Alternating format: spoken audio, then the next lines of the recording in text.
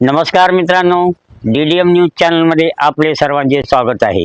मी सध्या उभा आहे कोर्टाच्या पाठीमागेचा जो भाग आहे, म्हणजे सहकारी दवाखान्यामागील म्हणजे सरकारी दवाखान्याच्या कर्मचाऱ्यांचे जे क्वार्टर आहेत त्याच्या एक्झॅक्टली पाठीमागे, म्हणजे जिल्हा परिषद शाळेच्या थोडंसं कॉर्नरला आणि कोर्टाच्या थेट पाठीमागे।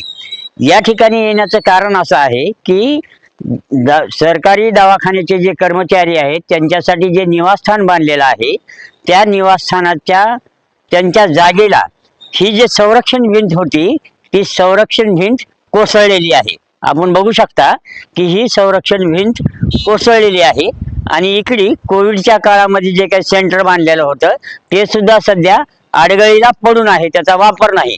इथं पाणी साचून मच्छर वगैरेंचा प्रादुर्भाव मोठ्या प्रमाणात होऊ शकतो। आता ही जी संरक्षण भिंत आहे ती आहे सरकारी दवाखान्याच्या कर्मचाऱ्यांच्या निवासस्थानाच्या जागेतील आणि त्याला लागून नगरपालिकेने ही नाली बांधलेली होती आणि ती नाली ही त्या संरक्षण भिंती बरोबरच पडलेली आहे। पण मुख्य धोका जो आहे तो असे हे जे लहान मुलं आहेत, आपण बघू शकता इकडे हे लहान मुलं किंवा रात्रीच्या वेळेस इथून जाणारे जे काही नागरिक आहेत, रहदारी करणारे जे लोक आहेत ते इथं पडून सनी ह्याच्यामध्ये मोठा अपघात होऊ शकतो, जीविताला धोका होऊ शकतो। या संरक्षण भिंतीपासून जो काही सुरक्षितता इथं होती ती निघून गेलेली आहे संरक्षण भिंत पडल्यामुळे आणि नागरिकांच्या लहान मुलांच्या जीवाला धोका झालेला आहे। या ठिकाणी अपघात होऊ शकतात।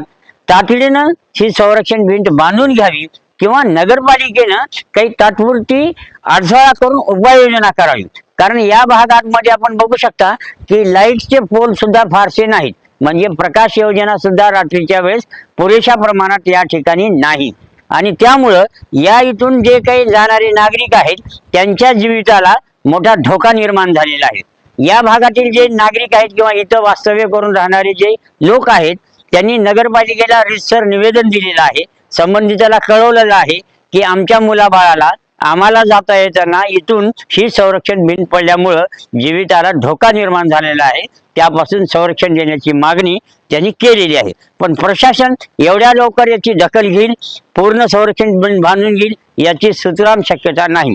तात्पुरती काहीतरी नागरिकांच्या जीवाला धोका होऊ नये म्हणून उपाययोजना करणं हे प्रशासनाचं काम आहे, पण प्रशासन कधी जागे होईल हे सांगता येत नाही। पण दररोज नियमित काय अडचणी या भागातील नागरिकांना येतात ते आपण जाणून घेणार आहोत। माझ्यासोबत काही नागरिक आहेत, तुमचं काय नाव आहे? नमस्कार, शेख MK माझं नाव आहे। इथलंच माझ्या समोर घर आहे सर, आणि जवळपास 3 भागच्या पावसामध्ये ही भिंत पूर्ण खचून पडलेली आहे। हे सर्व जिल्हाधिकारी, उपजिल्हाधिकारी आणि तहसीलदार मॅडम यांना आम्ही पत्र देऊन सर कळवलेलं आहे, परंतु आज त्याच्यात त्याचा काहीच अंमलात आणलेलं नाही, काही प्रश्नांना प्रशासनाला जाग आलेलं नाही। कारण एवढी मोठी समस्या आहे आणि एवढं म्हणजे माणसाला त्रास आहे आणि इथून काहीच नाही सर, जाता येताना काहीच आधार नाही, काय नाही इथं, आणि लाईटची बी सुव्यवस्था नाही आहे। लाईट बी कसं सर कधी राहते कधी बंद असते, तर चक्क अंधार असतो रात्रीच्या वेळेस सर। रात्रीच्या वेळेस कुणी माणूस गाडीवर असलं तर डायरेक्ट जाऊ शकतो, तुम्ही बघू शकतो सर। पूर्ण म्हणजे कसं पूर्ण खोलगट बरोबर आहे, एवढा खोल भाग आहे आणि इथं जर माणूस जर एखादी मोटरसायकल पडली किंवा लहान मूल जर पडलं तर खूप मोठा धोका त्याच्या जीविताला होऊ शकतो। हे या ठिकाणचं वास्तव्य आहे आणि प्रशासनानं दखल घ्यावी यासाठी ह्यांनी रीतसर निवेदन दिलेले आहेत। जवळपास 21 तारखेला मी सर प्रशासनाला पत्र दिलेलं आहे ही भिंत पडलेली आहे म्हणून, आणि जवळपास आज त्याचा काच झालेला नाहीये सर।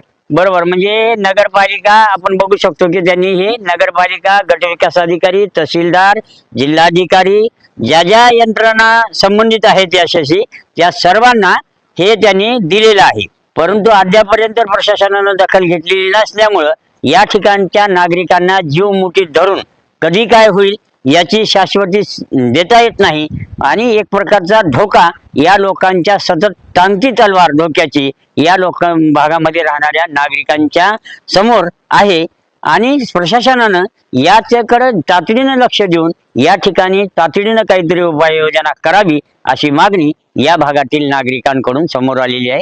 मी दिनकर मध्यवार, DDM न्यूज साठी अहमदपूर, लातूर. धन्यवाद.